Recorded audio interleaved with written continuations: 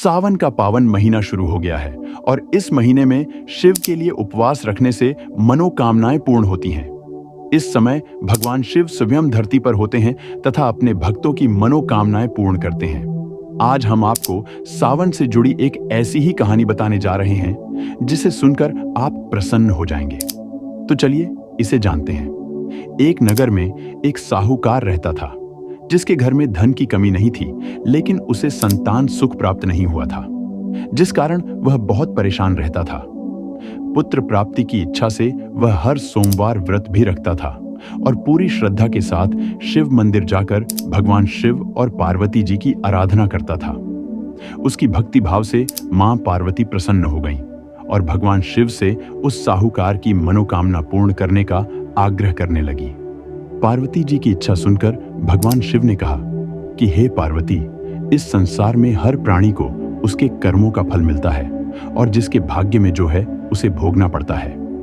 इसने अपने पिछले जन्म में बहुत बुरे कर्म किए हैं, इसलिए मैं इसकी मनोकामना पूर्ण नहीं कर सकता।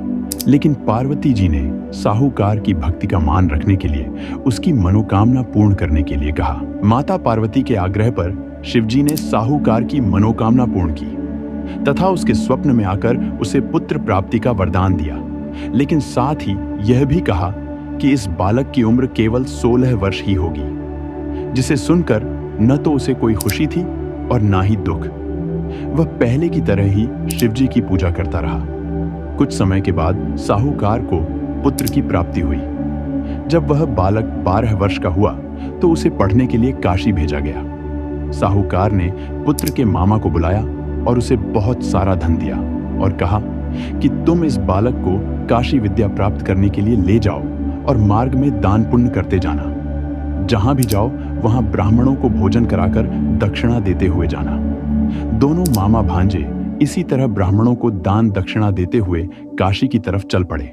रास्ते में एक नगर पड़ा जहां नगर के राजा की कन्या का विवाह था, जहां दोनों मामा भांजा भोजन के लिए रुक गए। लेकिन जिस राजकुमार से राजा की कन्या का विवाह हो रहा था वह एक आंख से काना था, जिसकी जानकारी लड़की और उसके घर वालों को नहीं थी। राजकुमार के पिता ने अपने पुत्र के काना होने की बात को छुपाने के लिए एक चाल सोची और साहूकार के पुत्र को देखकर उसने सोचा कि क्यों ना इस लड़के को ही दूल्हा बनाकर राजकुमारी से विवाह करा दिया जाए। विवाह के बाद इसको धन देकर विदा कर दूंगा और राजकुमारी को अपने नगर ले आऊंगा। उसने लड़के को दूल्हे के वस्त्र पहनाकर राजकुमारी से उसका विवाह करा दिया। लेकिन साहूकार का पुत्र ईमानदार था। उसने मौका पाकर राजकुमारी की चुन्नी पर लिख दिया कि तुम्हारा विवाह तो मेरे साथ हुआ है, लेकिन जिस राजकुमार के साथ तुम्हें भेजा जाएगा वह एक आंख से काना है। मैं तो काशी पढ़ने जा रहा हूं। राजकुमारी ने चुन्नी पर लिखी बात अपने माता पिता को बताई और यह बात जानकर राजा ने अपनी पुत्री का विवाह उसी वक्त उस राजकुमार से तोड़ दिया। दूसरी ओर साहूकार का लड़का और उसका मामा काशी पहुंचे और साहूकार के लड़के ने अपनी विद्या ग्रहण करनी शुरू की और ऐसा करते हुए उसे 4 साल बीत गए और जिस दिन लड़के की आयु 16 साल की हुई उसी दिन यज्ञ रखा गया। लड़के ने अपने मामा से कहा कि मेरी तबीयत कुछ ठीक नहीं है। मामा ने कहा कि तुम अंदर जाकर सो जाओ। शिवजी के वरदान अनुसार कुछ ही देर में उस बालक के प्राण निकल गए। मृत भांजे को देख उसके मामा ने विलाप शुरू किया। विलाप सुन भगवान शिव और माता पार्वती उधर पहुंचे। पार्वती ने भगवान से कहा, स्वामी, मुझे इसके रोने के स्वर सहन नहीं हो रहा। आप इस व्यक्ति के कष्ट को अवश्य दूर करें। जब शिवजी मृत बालक के समीप गए तो वह बोले कि यह उसी साहूकार का पुत्र है जिसे मैंने 16 वर्ष की आयु का वरदान दिया था। अब इसकी आयु पूरी हो चुकी है। लेकिन मातृभाव से विभोर माता पार्वती ने कहा कि हे महादेव, आप इस बालक को और आयु देने की कृपा करें, अन्यथा इसके वियोग में इसके माता पिता भी तड़प तड़प कर मर जाएंगे। माता पार्वती के आग्रह पर भगवान शिव ने उस लड़के को जीवित होने का वरदान दिया। शिवजी की कृपा से वह लड़का जीवित हो गया। शिक्षा समाप्त करके लड़का मामा के साथ अपने नगर की ओर चल दिया।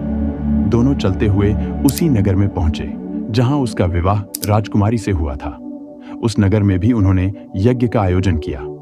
उस लड़के के ससुर ने उसे पहचान लिया और महल में ले जाकर उसकी खातिरदारी की और अपनी पुत्री को विदा किया। इधर साहूकार और उसकी पत्नी भूखे प्यासे रहकर बेटे के आने की प्रतीक्षा कर रहे थे। दोनों ने प्रण लिया था कि यदि उन्हें अपने बेटे की मृत्यु का समाचार मिला तो वह अपने शरीर त्याग देंगे, परंतु अपने बेटे के जीवित होने की बात सुनकर वह बेहद प्रसन्न हुए।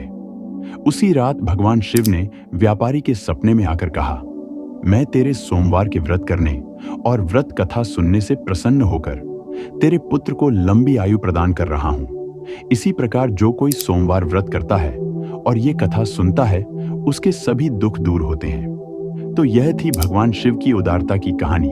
जो भी मनुष्य सच्चे मन से भगवान शिव की पूजा करते हैं उनकी मनोकामना भगवान शंकर अवश्य पूर्ण करते हैं। तो अंत में हम आपसे यही कहेंगे कि आप भी भगवान शिव की आराधना में लगे रहें और भगवान शंकर आपकी सभी मनोकामनाएं पूर्ण करें। ओम नमः शिवाय।